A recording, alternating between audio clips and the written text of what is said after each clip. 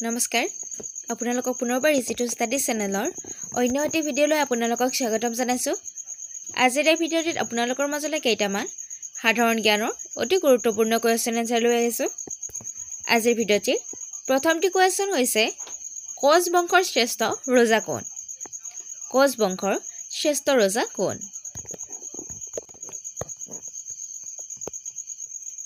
অপশ্যনৰ ভিতৰত শুদ্ধ উত্তৰটি হৈছে অপশ্যন নম্বৰ এ নৰনাৰায়ণ। মনত ৰাখিব, কোচ বংশৰ শ্ৰেষ্ঠ ৰজা হৈছে নৰনাৰায়ণ। আৰু ইয়াৰ লগতে আপোনালোকে মনত ৰাখিব কোচ বংশৰ প্ৰতিষ্ঠাপক হৈছে বিশ্বসিংহ। নেক্সট কুৱেশ্যনটিত আছে টুংখুনীয়া বুৰঞ্জী কোনে লিখিছিল? টুংখুনীয়া বুৰঞ্জী কোনে লিখিছিল? অপশ্যনৰ ভিতৰত শুদ্ধ উত্তৰটি হৈছে অপশ্যন নম্বৰ বি শ্ৰীনাথ দুৱাৰ বৰবৰুৱা। মনত ৰাখিব টুংখুনীয়া বুৰঞ্জী শ্ৰীনাথ দুৱাৰ বৰবৰুৱাই লিখিছিল। নেক্সট কুৱেশ্যনটিত আছে অসমত সূতা কটা কল ক'ত আছে? অসমত সূতা কটা কল ক'ত আছে? অপশ্যনৰ ভিতৰত শুদ্ধ উত্তৰটি হৈছে অপশ্যন নম্বৰ ডি জাগিৰোডত। মনত ৰাখিব অসমত সূতা কটা কল জাগিৰোডত অৱস্থিত বা জাগিৰোডত আছে। নেক্সট কুৱেশ্যনটিত আছে কিমান চনত ৰাষ্ট্ৰসংঘ প্ৰতিষ্ঠা হৈছিল? অপশ্যনৰ ভিতৰত শুদ্ধ উত্তৰটি হৈছে অপশ্যন নম্বৰ গ 1945 চনৰ 24 অক্টোবৰ। মনত ৰাখিব 1945 চনৰ 24 অক্টোবৰ তাৰিখে ৰাষ্ট্ৰসংঘ প্ৰতিষ্ঠা কৰা হৈছিল। আৰু ইয়াৰ লগতে আপোনালোকে মনত ৰাখিব তেতিয়াৰ পৰাই 24 অক্টোবৰ তাৰিখটো ৰাষ্ট্ৰসংঘ প্ৰতিষ্ঠা হিচাপে পালন কৰা হয়। নেক্সট কুৱেশ্যনটিত আছে অসমৰ কোনখন ঠাইক পূবৰ আমাজন বুলি কোৱা হয়? অসমৰ কোনখন ঠাইক পূবৰ আমাজন বুলি কোৱা হয়? অপশ্যনৰ ভিতৰত শুদ্ধ উত্তৰটি হৈছে অপশ্যন নম্বৰ খ দিহিং পাটকাই ৰাষ্ট্ৰীয় উদ্যান। মনত ৰাখিব দিহিং পাটকাই ৰাষ্ট্ৰীয় উদ্যানক পূবৰ আমাজন বুলি কোৱা হয়। নেক্সট কুৱেশ্যনটিত আছে হিন্দু উপত্যকা সভ্যতাৰ সমাজে কাৰ লগত বাণিজ্য কৰিছিল? অপশ্যনৰ ভিতৰত শুদ্ধ উত্তৰটি হৈছে অপশ্যন নম্বৰ এ মেচ'পটামিয়া। মনত ৰাখিব হিন্দু উপত্যকাৰ সভ্যতাৰ নেক্সট কুৱেশ্যনটিত আছে থৰ মৰুভূমি কোনখন ৰাজ্যত অৱস্থিত? অপশ্যনৰ ভিতৰত শুদ্ধ উত্তৰটি হৈছে অপশ্যন নম্বৰ খ ৰাজস্থান। মনত ৰাখিব থৰ মৰুভূমি ৰাজস্থানত অৱস্থিত। নেক্সট কুৱেশ্যনটিত আছে ভাৰতবৰ্ষ কোন মহাদেশৰ অন্তৰ্গত? ভাৰতবৰ্ষ কোন মহাদেশৰ অন্তৰ্গত? অপশ্যনৰ ভিতৰত শুদ্ধ উত্তৰটি হৈছে অপশ্যন নম্বৰ এ এছিয়া। মনত ৰাখিব ভাৰতবৰ্ষ এছিয়া মহাদেশৰ অন্তৰ্গত। নেক্সট কুৱেশ্যনটিত আছে তলৰ কোনখন নদীক বৃদ্ধ গংগা বুলি জনা যায়? অপশ্যনৰ ভিতৰত শুদ্ধ উত্তৰটি হৈছে অপশ্যন নম্বৰ বি গোদাবৰীক। মনত ৰাখিব গোদাবৰী নৈখনক বৃদ্ধ গংগা বুলি জনা যায়। নেক্সট কুৱেশ্যনটিত আছে তলৰ কোনখন নদী গংগাৰ উপনৈ নহয়? তলৰ কোনখন নদী গংগা নদীৰ উপনৈ নহয়? অপশ্যনৰ ভিতৰত শুদ্ধ উত্তৰটি হৈছে অপশ্যন নম্বৰ বি ইন্দ্ৰাৱতী। মনত ৰাখিব ইন্দ্ৰাৱতী উপনৈখন গংগা নদীৰ উপনৈ নহয়। নেক্সট কুৱেশ্যনটিত আছে যমুনা আৰু সোণ নদী কোনখন নৈৰ উপনৈ? যমুনা আৰু সোণ নদী কোনখন নৈৰ উপনৈ? অপশ্যনৰ ভিতৰত শুদ্ধ উত্তৰটি হৈছে অপশ্যন নম্বৰ ডি গংগা। মনত ৰাখিব যমুনা আৰু সোণ নদী গংগা নদীখনৰ উপনৈ। আছে চিপকো আন্দোলনৰ ধাৰণাটো মূলতঃ ক'ৰ পৰা আহিছিল?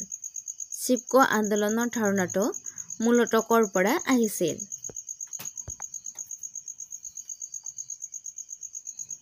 অপশ্যনৰ ভিতৰত শুদ্ধ উত্তৰটি হৈছে অপশ্যন নম্বৰ ডি ৰাজস্থান। মনত ৰাখিব চিপকো আন্দোলনৰ ধাৰণাটো মূলতঃ ৰাজস্থানৰ পৰা আহিছিল। নেক্সট কুৱেশ্যনটিত আছে তলৰ কোনটো পূৰ্ব উপকূলৰ অংশ? তলৰ কোনটো পূৰ্ব উপকূলৰ অংশ? অপশ্যনৰ ভিতৰত শুদ্ধ উত্তৰটি হৈছে অপশ্যন নম্বৰ এ কৰমণ্ডল উপকূল মনত ৰাখিব কৰমণ্ডল উপকূল হৈছে পূৰ্বৰ উপকূলৰ এটা অংশ নেক্সট কোৱেশ্চনটি আছে কোনখন ৰাজ্যত সৰ্বাধিক মেংগ্ৰোভ বনাঞ্চল আছে কোনখন ৰাজ্যত সৰ্বাধিক মেংগ্ৰোভ বনাঞ্চল আছে অপচন ভিতৰত শুদ্ধ উত্তৰটো হৈছে অপচন নম্বৰ বি পশ্চিম বংগত মনত ৰাখিব পশ্চিম বংগত সৰ্বাধিক মেংগ্ৰোভ বনাঞ্চল আছে নেক্সট কোৱেশ্চনটি আছে বন সংৰক্ষণ আইন কোন চনত প্ৰণয়ন কৰা হৈছিল বন সংৰক্ষণ আইন কোন চনত প্ৰণয়ন কৰা হৈছিল অপচন ভিতৰত শুদ্ধ উত্তৰটো হৈছে অপচন নম্বৰ বি 1980 চনত মনত ৰাখিব 1980 চনত বন সংৰক্ষণ আইন প্ৰণয়ন কৰা হৈছিল কোৱেশ্চনটি আছে তলৰ কোনটো আভ্যন্তৰীণ নদীৰ বন্দৰ তলৰ কোনটো আভ্যন্তৰীণ নদীৰ বন্দৰ অপচন ভিতৰত শুদ্ধ উত্তৰটো হৈছে অপচন নম্বৰ এ কলকাতা নেক্সট কোৱেশ্চনটি আছে লিগি পিয়াও কাৰ শাসনকালত কামৰূপ ভ্ৰমণ কৰিছিল অপচন ভিতৰত শুদ্ধ উত্তৰটো হৈছে অপচন নম্বৰ ডি ভাস্কৰ বৰ্মনৰ মনত ৰাখিব ভাস্কৰ বৰ্মনৰ শাসনকালত লিপি পিয়াও কামৰূপ ভ্ৰমণ কৰিবলৈ আহিছিল কোৱেশ্চনটি আছে ডক্ট্ৰিন অফ লেপছন নীতিৰ বাবে কোনজন ব্ৰিটিছ গভৰ্ণৰ জেনেৰেল পৰিচিত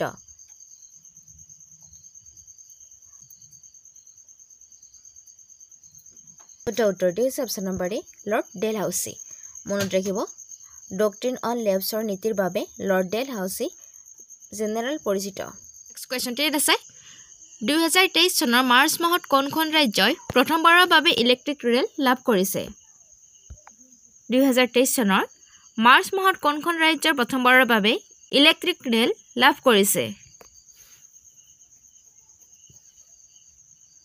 অপচন ভিতৰত শুদ্ধ উত্তৰটো হৈছে অপচন নম্বৰ এ মেঘালয় মনত ৰাখিব 2023 চনৰ মাৰ্চ মাহত মেঘালয়ে ইলেক্ট্ৰিক ৰেল লাভ কৰিছে নেক্সট কোৱেশ্চনটি আছে কোনটো সংশোধনীৰ দ্বাৰা প্ৰস্তাৱনাত সমাজবাদী শব্দটো সংযোজন কৰা হ'ল কোনটো সংশোধনীৰ দ্বাৰা প্ৰস্তাৱনাত সমাজবাদী শব্দটো সংযোজন কৰা হৈছিল অপচন ভিতৰত শুদ্ধ উত্তৰটো হৈছে অপচন নম্বৰ বি 42 এমেণ্ডমেণ্ট মনত ৰাখিব 42 নং সংশোধনীৰ দ্বাৰা প্ৰস্তাৱনাত সমাজবাদী শব্দটো সংযোজন কৰা হৈছে নেক্সট কোৱেশ্চনটি আছে 1905 চনৰ বংগ বিভাজনৰ সময়ত ভাৰতৰ ভাইচৰয় কোন আছিল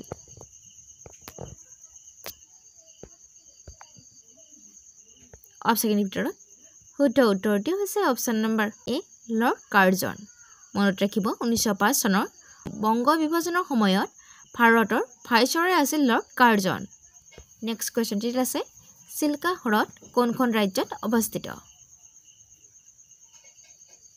অপচন ভিতৰত শুদ্ধ উত্তৰটো হৈছে অপচন নম্বৰ ডি উৰিষ্যাত মনত ৰাখিব চিল্কা হ্ৰদ উৰিষ্যাত অৱস্থিত নেক্সট কোৱেশ্চনটি আছে তলৰ কোনখন উত্তৰ ভাৰতৰ নদী অপচন ভিতৰত শুদ্ধ উত্তৰটো হৈছে অপচন নম্বৰ ডি গংগা মনত ৰাখিব গংগা নদীখন উত্তৰ ভাৰতৰ নদী নেক্সট কোৱেশ্চনটি আছে আয়তনৰ দিশত ভাৰতৰ স্থান কিমান অৰ্থাৎ আয়তনৰ ফালৰ পৰা ভাৰতৰ স্থান কিমান অপচন ভিতৰত শুদ্ধ উত্তৰটো হৈছে অপচন নম্বৰ চি সপ্তম মনত ৰাখিব আয়তনৰ ফালৰ পৰা ভাৰতৰ স্থান 7 নম্বৰত নেক্সট কোৱেশ্চনটি আছে পুৱতি তৰা বা হাঁচ ফটা তৰা বুলি কোনটো গ্ৰহক কোৱা হয় অপচন ভিতৰত শুদ্ধ উত্তৰটো হৈছে অপচন নম্বৰ খ শুক্ৰ গ্ৰহক মনত ৰাখিব পুৱতি তৰা বা হাঁচ ফটা তৰা বুলি শুক্ৰ গ্ৰহক কোৱা হয় নেক্সট কোৱেশ্চনটি আছে অইল ইণ্ডিয়া লিমিটেডৰ পূৰ্বাঞ্চলৰ মুখ্য কাৰ্যালয় ক'ত অৱস্থিত অইল ইণ্ডিয়া লিমিটেডৰ পূৰ্বাঞ্চলৰ মুখ্য কাৰ্যালয় ক'ত অৱস্থিত অপচন ভিতৰত শুদ্ধ উত্তৰটো হৈছে অপচন নম্বৰ এ দুলিয়াজান মনত ৰাখিব অইল ইণ্ডিয়া লিমিটেডৰ পূৰ্বাঞ্চলৰ মুখ্য কাৰ্যালয় দুলিয়াজানত অৱস্থিত নেক্সট কোৱেশ্চনটি আছে কোনখন ৰাজ্যৰ মুখ্যমন্ত্ৰী গ্ৰামীণ আৱাস ন্যায় যোজনা আঁচনি আৰম্ভ কৰিছে?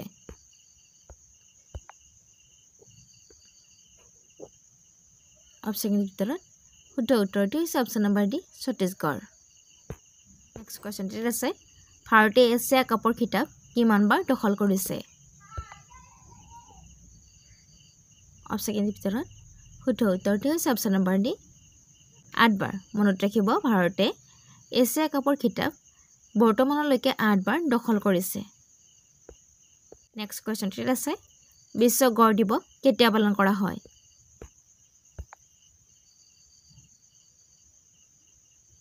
অপশ্যনৰ ভিতৰত শুদ্ধ উত্তৰটো হৈছে অপশ্যন নম্বৰ এ 22 ছেপ্টেম্বৰ।